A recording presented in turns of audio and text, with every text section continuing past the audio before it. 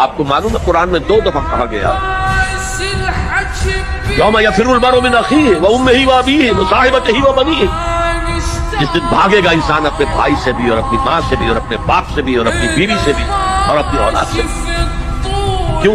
نفسی نفسی نفسی نفسی نفسی نفسی، میری اولاد کو جھونک دو، میرے ماں باپ کو جھونک دو، میری بیوی کو جھونک دو، بیوی کہے گی میرے شوہر کو جھونک مجھے۔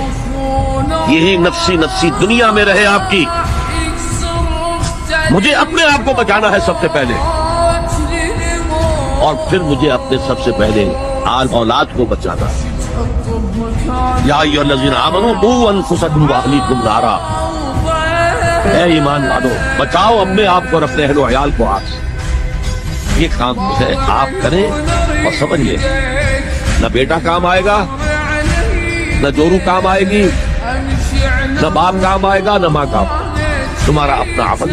اگر تم اس راستے پر چلے، اپنی ہمت کے مطابق چلتے رہے